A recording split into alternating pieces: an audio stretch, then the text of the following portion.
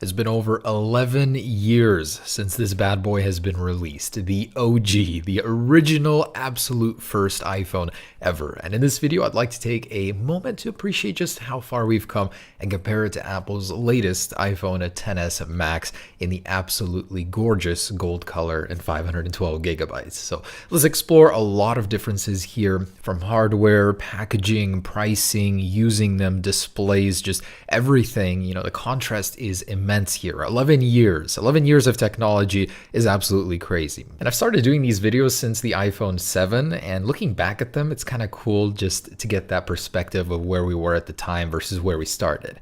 Anyways, I wanted to start with the packaging. So the iPhone XS Max packaging, pretty familiar. I've done a video on that just a little bit ago. The original iPhone was also very similar. It's just the only difference I'd say is it was a little bit more wasteful. There was some plastic instead. Apple went on a diet with their packaging, tried to make it as efficient as possible, less plastic, just more eco-friendly. But overall, it remains very similar in appearance. On the front, we have an embossed, version of the iPhone. On the sides, the iPhone tag. You have the storage. Instead of being on the side, it's now on the back. But overall, very reminiscent of each other, and I love this. All right, so let's take a look at these phones. It's kind of crazy how tiny the original iPhone is. It's the smallest iPhone Apple has ever made, whereas the iPhone XS Max is the largest Apple has ever made. And I don't see that size increasing anytime soon unless there's a crazy consumer demand for some huge iPhones. But overall, I think the new one is perfect. I thought the original was perfect, the size-wise, the 3G, 3GS at the time. But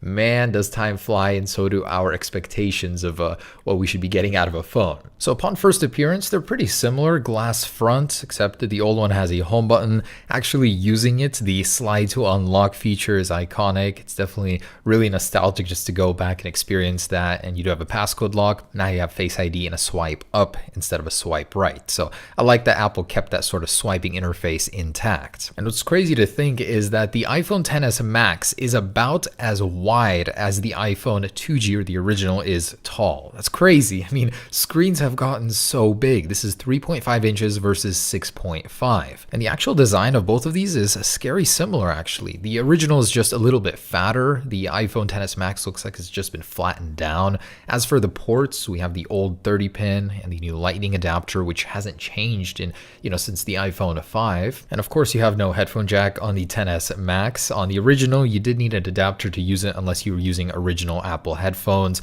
The power buttons here are a little bit different. Apple used to use a rubbery touch. Now it's just a stainless button. As for the durability, the original iPhone was like a tank for me personally. I couldn't break it in my tests. It was pretty resilient, whereas the new iPhone XS actually broke so fast and just from a waist height drop downwards. So even though Apple says this is the world's most durable glass, the original iPhone would like to say something about that. And just in my personal experience, I've been using the iPhone since the original 3G. My first was the iPhone 4 with service, and I've never broken one on accident until it came to the iPhone X design. So there's certainly something to say about the durability of older phones. And I doubt this was intentional in any sort of throwback way, but the new globe wallpaper is very reminiscent of Apple's old wallpaper, the actual Earth globe that they shipped with the original iPhone. So kind of like that in a throwback way. And yes, it's not an actual planet. This is just a bubble. It's called a bubble planet. It's the official artwork anyways. So the original iPhone came in this aluminum finish, and that's it. You had no options, just that. The new one comes in these beautiful three finishes. The silver is probably the closest to being a throwback. And all right, let's take a look at the biggest differences between these two, and that would be the display. So on the left, we have a 6.5-inch Super Retina display, the sharpest, largest display Apple has ever shipped, named the best display ever by DisplayMate. On the right, we have a 3.5-inch multi-touch LCD display. Now, the viewing angles were not great at all. As soon as you tilt your phone, the reflectivity was too much, and you just couldn't see much. On the new one, it really has some great viewing angles. And look at those colors. Oh my goodness, what a world of difference. Not only is the iPhone XS Max sharper, but you get so much more. You can see, the whole picture on that display. And I mean, look at the darks. Absolutely gorgeous. The colors, vibrancy is just so much better. In every way, organic LED is better than LCD. All right, now comparing these screen sizes, you can actually take the original iPhone wallpaper just like this, and now you can pop it in here this many times. Literally, it's insane how big of a difference there is here. So that equals to 22 times placed into the display of the iPhone XS Max.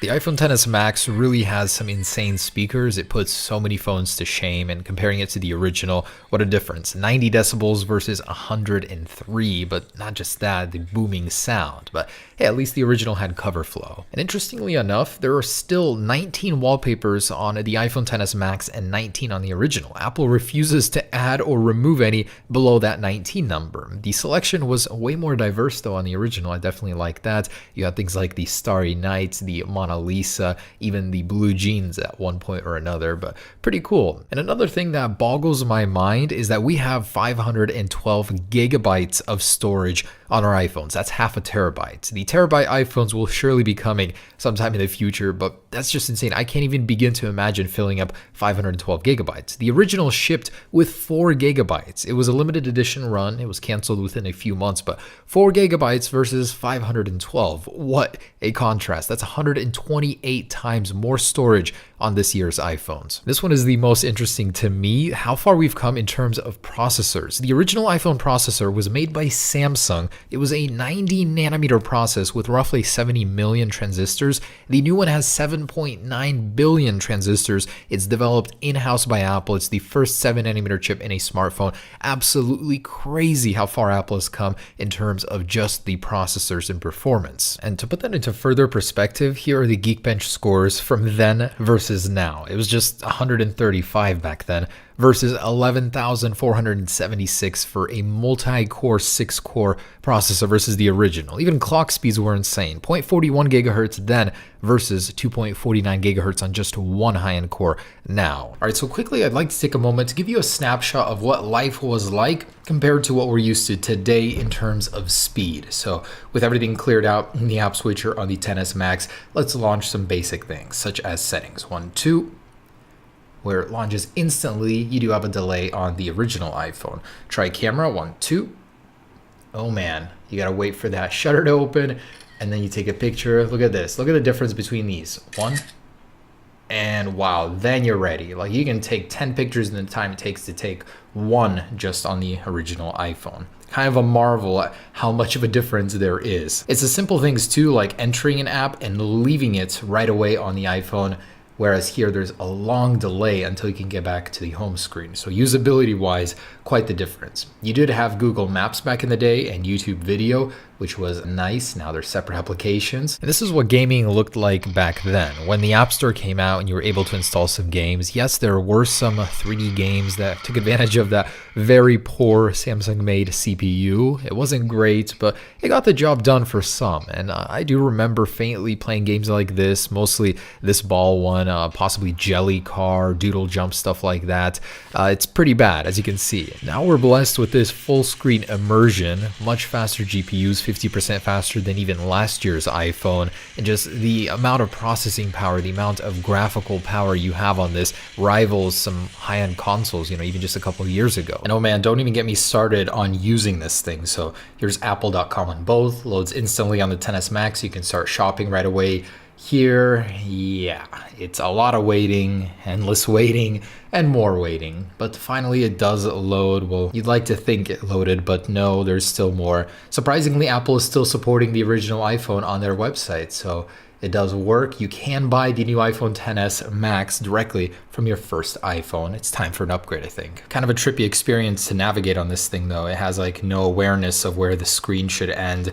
It like goes into new pages. It's kind of strange, but does work if you have the patience for it. And let's take a look at those cameras. So a 2 megapixel shooter on the original versus Apple's latest dual 12 megapixel camera, which, has some very impressive results thanks to the Apple A12 Bionic. The original wasn't that bad though. Yeah, it wasn't very sharp. It could still take some pretty decent pictures. It didn't have optical image stabilization, barely any post-processing. In fact, I believe there were none at all. And unofficially, the video, which I'm showing you, which it's not even supposed to record, only possible because of a jailbreak tweak, is still pretty watchable. For the 2G, you can't have both parts lit up. Yeah, so kind of amazing here.